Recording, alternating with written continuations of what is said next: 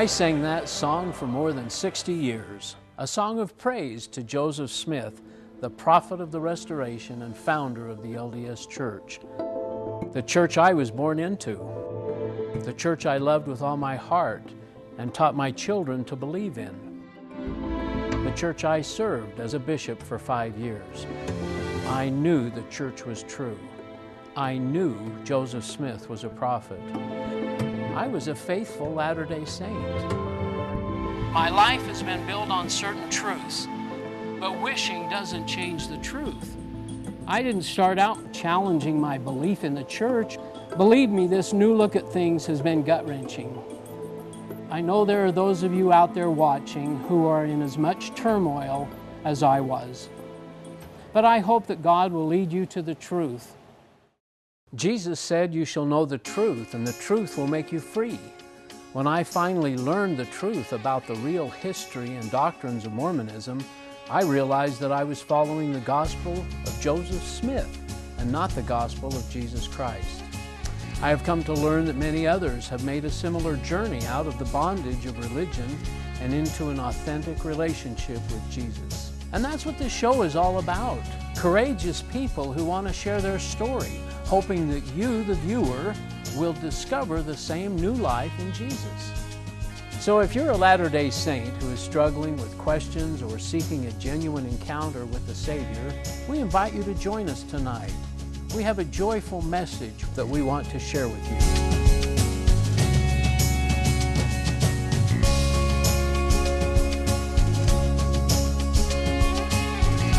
I'm your host, Bishop Earl.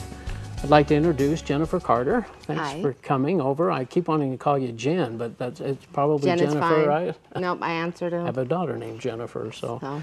And you've come along a fair distance to be here tonight, so I appreciate that very much. No problem, my pleasure. Thanks for coming. So tell us a little bit about your story as a Latter-day Saint. You were born in the church, were you? And I was, to kind of an interesting combination. My dad is Brazilian and was raised Catholic. Wow. And my mother was raised LDS her whole life, and she won the how are we going to raise our kids battle in their marriage. Okay. Yeah. And so we were raised LDS. Yeah. But my mom wasn't active, but she was determined that we would be. Oh, okay. So she would send us with neighbors and friends How to many church. wees are there here? How many sisters and brothers? I have one sister and one brother, both younger. Okay.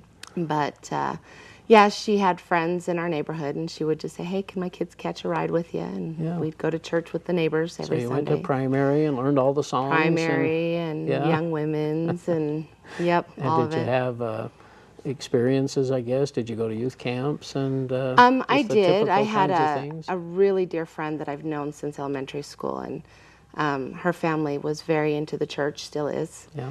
And they would let me tag along with them and be my taxi. And And I'm just thinking, seminary, did you take seminary? Yeah, I did seminary in high school, not so much in junior high. Yeah. I was a little rebellious then.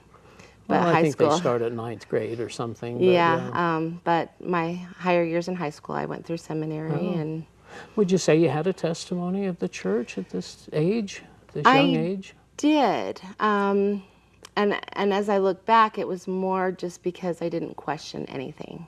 Yeah. You know, it just, this is what you were taught, and so you just this is what everyone was saying at fast and testimony meetings. That's what you hear. So right.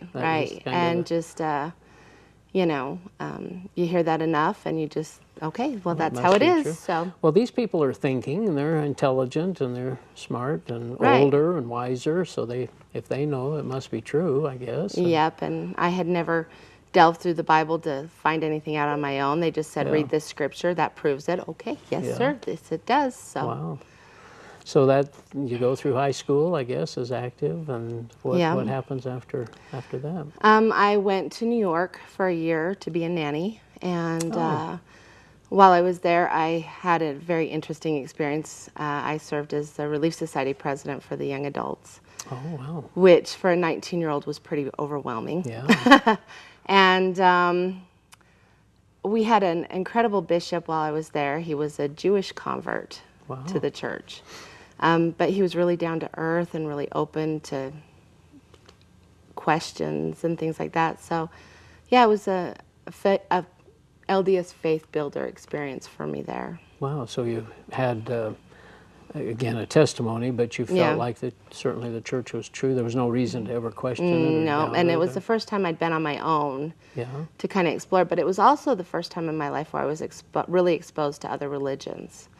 So after I came home, those memories kind of, well, how come they did it this way? How come, those questions started to kind of pop up wow. here and there because of that experience as well. So, Yeah.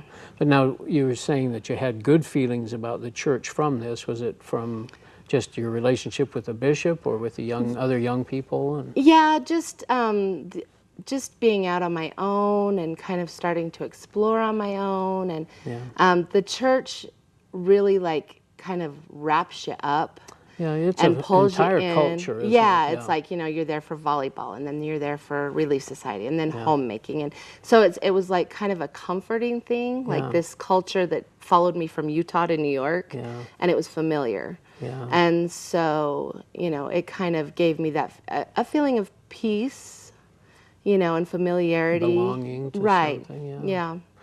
So were there things specifically that you started thinking about then after you got home, besides these other religions? I mean, you in the church, any doctrine that bothered you? Yeah, I had a friend that went to the Salvation Army Church. I didn't know it was even a church at that point.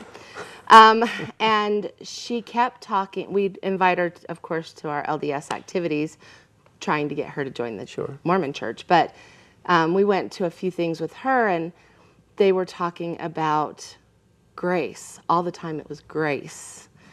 And, it's not through good works, and you don't have to do good works. And Is that a new concept it for was you? like foreign to me. It's like, no, we have baptism, then we have to go through the temple, and we have to get married, and we have to get sealed, and Pay our tithing, pay our go to tithing, church, and yeah, we have a checklist. And so this was like a foreign concept, and I was like, well, that's interesting. And then they'd do the invitation to come up and pray to accept Christ. I'm like, it was kind of like, oh, you've got to be kidding. That's too easy. I've already you guys are cheesy. There's no way that's getting you to heaven, So, Can't be that simple. no. So I was like, I just kind of, just tossed it out the window. But yeah, it was like, that's interesting. Yeah. So where did you think they got this grace thing concept from? Did they? Well, according to them, it was out of the Bible. Yeah. But that was But a you book didn't- that I hadn't really delved into, Right. So. And even if you did, as a Latter-day Saint, it would be, well, we're not sure, but which parts are, but we can't trust it because it's not translated correctly. Yeah. Right. So that started you maybe thinking a little bit about things. Then. Yeah, I came home from New York, and I got married.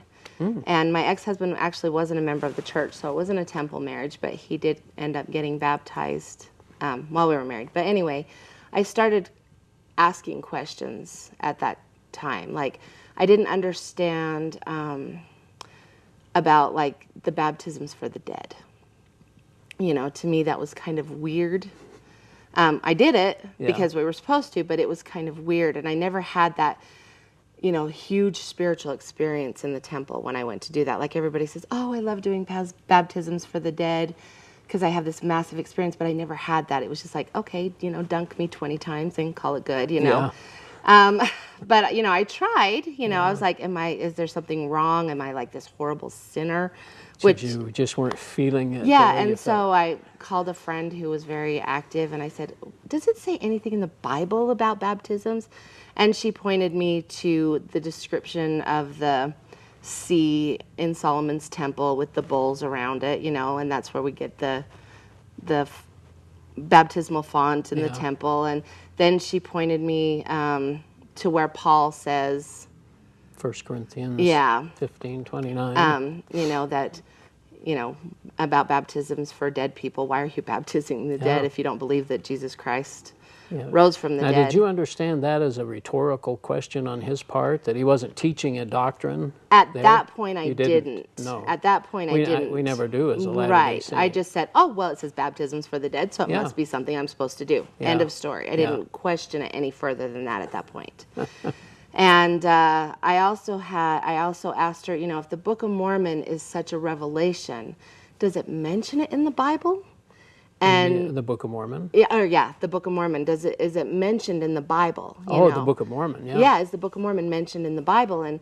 And she pointed me to Ezekiel 37, the stick of Joseph, stick of Judah. And I was like, oh, yep. Not even bothering to read before or after, just that little passage. And I said, okay, must be true. Yeah. And, that kind of ended my questions. I'm like, okay, she knows more than I do. I'm good.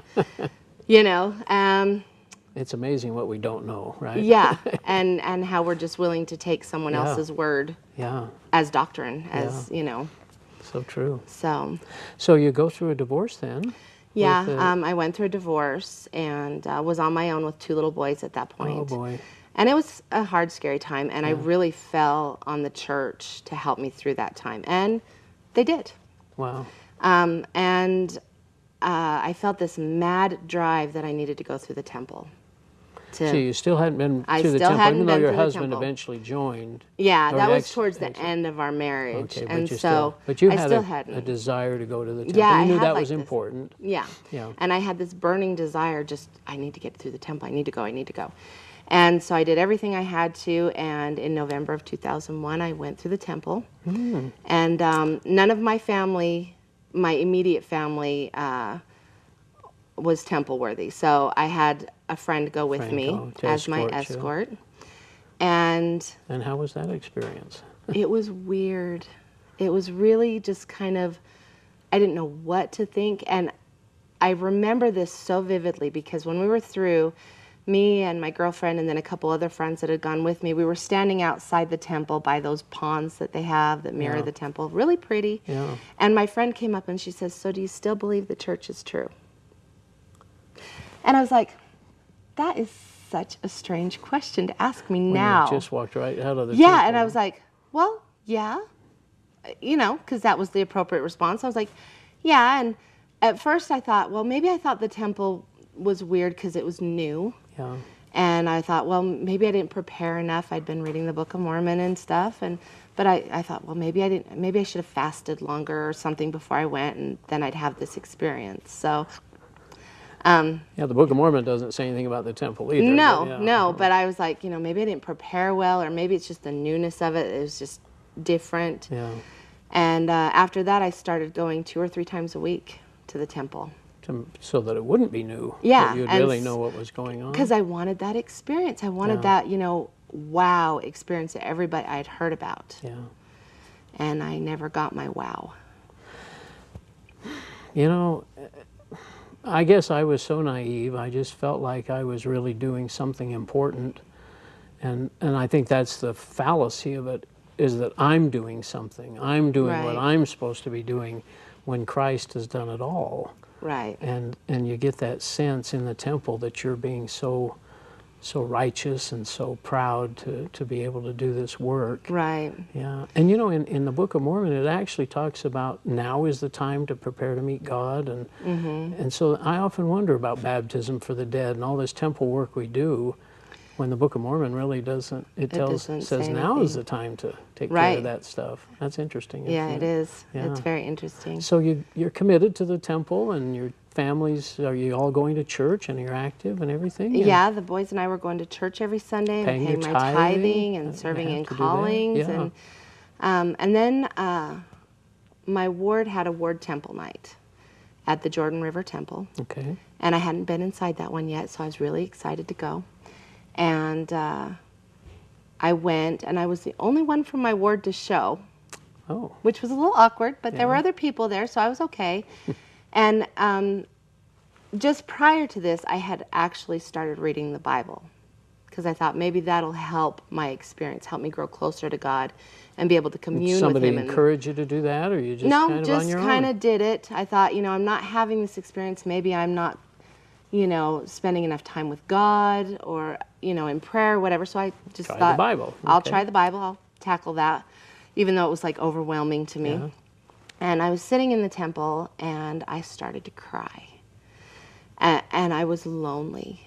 And I couldn't stop crying. I mean, it was horrible. I was just crying and crying and crying. And this lady, a couple rows over from me, she says, oh, she's having such a wonderful spiritual experience. Oh, how sweet. And that wasn't it at all. I felt so alone that I It was awful. And I cried the whole way home afterwards. You just sensed God wasn't there? I don't know. I don't think I ever felt further from God than at that very moment. Wow. And so I went home and I opened my Bible and I thought, I'm just going to read through parts of the Gospels, and just, I don't know what's going on. And so I opened in Matthew to where Jesus was being crucified. And I thought, okay, I'm going to read this and really try to get it. And I read where as Jesus died, the veil was torn in the temple. This big, thick veil. And I literally fell and just started to bawl. And I said, I just walked through a veil in a temple.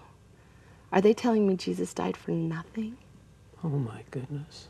And I was sick. It was the most horrible, horrible feeling I've ever felt in my life. God must have been teaching you that, do you think? There's no other reason for it. There's no other to explanation. Make that connection. Because my LDS mind was not trained towards that kind of thinking. It was absolutely God saying, this is the answer. Well, our guest last week mentioned those 3 words, it is finished. Yeah. And that the veil was torn. And this was a thick veil in the temple. Wow. What did you think? I was absolutely devastated, and I didn't have anywhere to turn because my family's LDS, my friends are all LDS, and I really didn't have anywhere to turn, so I went to the internet. Oh, boy. And I went into just a Christian chat room. I thought, okay, I'm just going to go start asking these... See what they think. Yeah, these Christians that know the Bible better than I do. I'm just going to go start asking. And it's amazing how wonderful they were with their answers. They weren't condemning me. They weren't hateful. They were very patient. Nurturing, trying to teach you. They were teaching me like I was 5, and that's kind of how I needed to be taught at that point because I didn't have a clue. Right. And, they're like, Jesus did die to end our separation from God, and that's what the veil is. And I'm like, so in every Mormon temple, we want to still be separated from God? That is sick. Oh, my goodness. And I just couldn't let it go. And were you just kind of bubbling? I mean, just this new information? I was frustrated just because I didn't know anything. I felt limited in being able to get answers. And it was actually during this time that I met my husband now, and he's a former Mormon, born-again Christian. Oh, boy. So he had been through what I was now going through. So he could really understand what you were saying. Yeah, he really could. I'm sure God put him right there just when you needed him. There's no doubt. There's no doubt. When you needed him the most. Because he put up with my questions and, even at times when I would repeat, well, how come this? How come? No. How come? Explain it to me one more time. Yeah. And loving and patient and trying to... Yeah, even though I probably made him crazy. So. Well, that's what happens when you're a child. You just need to, a babe in Christ, as they say, to learn it. And but it's so joyful. It is. Did you? So is this kind of when you were spiritually regenerated and born again? One day my husband was at work and we had our computer in a closet because we lived in this tiny little trailer. Oh boy! And there was nowhere else to put it. So I was in the closet and I was chatting with some friends that I'd made in this Christian chat room. Yeah. And I said, okay, explain to me what being saved means. I was finally to the point of asking that. Okay. And so they told me, and being born again by the Spirit. Right, you need to accept that you're a sinner and believe in Christ and confess to Him and get on your knees and just give yourself over to Him. And I was like, okay, I can do this. And I knelt down in that closet and prayed and got up and said, okay, now what? I was like excited, now what, And they're like, well, you need to find a Bible-believing church and read your Bible, which I was doing. Yeah. But then I was like, okay, I'm really going to, just go for it. Yeah. So, interesting. And off I went. And then I couldn't keep my mouth shut. I made my family crazy and friends crazy. You were trying to share the word and tell everybody about what you had found. And what was their response, probably? I was really blessed in that my mom and my younger sister and brother followed me out of Mormonism. they are all three saved. Now, was this because of you? Yep. How blessing. I couldn't shut up, and they loved me enough to actually listen to me. And to look at it and listen. Yeah, and I said, don't believe me, you go look it up for yourselves. That doesn't happen very often. No. Wow. But I've lost many friends Wow. that won't associate with me because I'm an apostate. Yeah. I had my name removed from the church, and my uncle said that nobody would do that willingly, so he told people that I was sleeping around and got myself excommunicated from the church, which wasn't true. No. Because he couldn't imagine anybody wanting to willingly leave the true and perfect Mormon church. Which I later got an apology from, because I said, no, I did it all by myself on purpose. Wow. So, but yeah, I lost a lot of family and friends. So you started going to a Christian church? Are you fellowshipping with one? And how is that experience different than what you had experienced in Mormonism? It's all centered around Christ. I mean, there's not a day that we don't open our Bibles and talk about Jesus and praise Jesus and love Jesus and learn about Jesus. So it's not praise to the man. No, never. All about Christ. No. No, if it's not about me, it's all about him. Yeah. So. Well, that's wonderful. And the worship service, your family, they enjoy it? And my husband, my kids, if my husband and I are sleeping in and we're about to be late, the kids are in, get up, it's time for church. So they all love it. My 8-year-old daughter just got baptized. My 2 older sons have been baptized Christian. And wow. Yeah, they're... And in Christianity, you're baptized when you want to believe in Christ and turn your life over to Him. It isn't... So did your 8-year-old feel that? She did. She actually got saved when she was 7. And the reason we waited a little bit of time is our poor little church. We live in a little tiny town, and it's kind of falling apart. Oh. And so it's under construction right now. So our baptistry wasn't ready. Yeah. And so we actually had to go to a different church in Price to do the baptism. To do the baptism. So we had to wait a little bit. She was eager to do that. Oh, she was so excited. She was just all grins and excited. And now she just tells everybody. We go to McDonald's and she tells the kids she plays with about Jesus, and it's just neat. Yeah, it's really neat. Well, I know in the Mormon culture, of course, they use a lot of the same words that the Christian world uses, but their definitions are so different. And, of course, one of the big ones is Jesus himself. What did you think of Jesus as a Mormon and now as a Christian? As a Mormon, I kind of had some problems with Jesus. There's the story I think it's in the Pearl of Great Price, it's been a long time, but where Jesus presents his plan to God. Yeah. And Satan presents his plan, and, they're brothers. They pick Jesus's. And they pick Jesus's, and I'm like, that's kind of rotten of God to pick favorites between his kids. Because I could never pick a favorite between my children, but he very obviously favors Christ. Mm-hmm. Every family's got their bad sheep, but I don't love my bad sheep any less than my good sheep, And so I kind of had an issue with that. So that struck you a little funny, yeah. And it seemed kind of arrogant to me of Jesus to, well, my plan's better than his, kind of thing. Yeah. And not that I didn't love Jesus, because that's what I was taught, but it was just kind of, that's kind of arrogant, And so now as a Christian? He's the most humble, amazing being that could ever exist. And he is God. He is God. He's always been God. He created this world just by speaking, and, his power is unlimited, and, as a Mormon, God's very limited. He can't create by speaking. He organizes. Yeah. He can't, create anything. He organizes. And so, the God that I worship now, he's not limited by anything. Yeah, all powerful. And he's a God that that's worthy of our praise. Absolutely. Well, you've got just a little bit of time left. Our time's gone very quickly. What would you say to the Latter-day Saints? I would hope that they would not take my word or your word or anybody else's word, but to go to the Bible and read it without any preconceived notions. Just open it and read it like... Read it as a child, right? Yeah, as my 8-year-old would read it, and just read it and see what it says. And get on your knees constantly and say, Lord, what are you trying to say here? Yeah.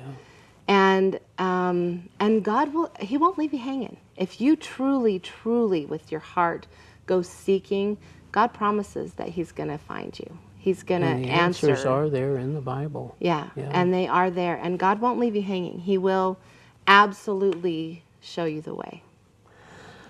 Well, we mentioned a little bit about Joseph Smith, and I think one of the great disservices he did was to tell us that the Bible wasn't trustworthy. Right. And yet and I really should study this, I guess, before I make this statement. I've made it before, but I don't know of anyone else that actually came up with that conclusion that the Bible wasn't trustworthy. Because as you go back into documents, and of course the Dead Sea Scrolls and other things that have come out, it's very reliable. It is. And probably, obviously, the most reliable book ever.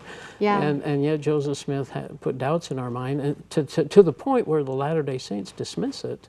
Right. Except for a few of their little scriptures that seem to support, as you've said, support doctrine, but really don't have anything to do with baptism for the dead or the sticks of Joseph and sticks of Judah. Right. God tells us in the Bible to test everything by Scripture, and He gave us the Bible to use as the standard for that. And we can trust and if you it. don't trust it, you don't have a standard, and you're just going to end up being lost and deceived. I'll ask you a big question really quick. Okay. Are Mormons Christian? Some Mormons can be Christian, but Mormon theology does not teach. Mormonism isn't. Right, is not Christianity. I know that's a tough question, but it's one that gets addressed to us all the time, and of course they think they are, but... they're not, sadly, which is why we need to go and share the gospel even with our Mormon brethren. Yeah, and do it in love, and hopefully they'll take a moment, like we've said, to have them think a little bit and to trust. Exactly. Jennifer, thanks so much for coming. We appreciate your making a trip all the way over here to share your story. And for you Latter-day Saints, we hope you'll take the time to study a little bit, trust God, and don't follow the gospel of Joseph Smith. Good night.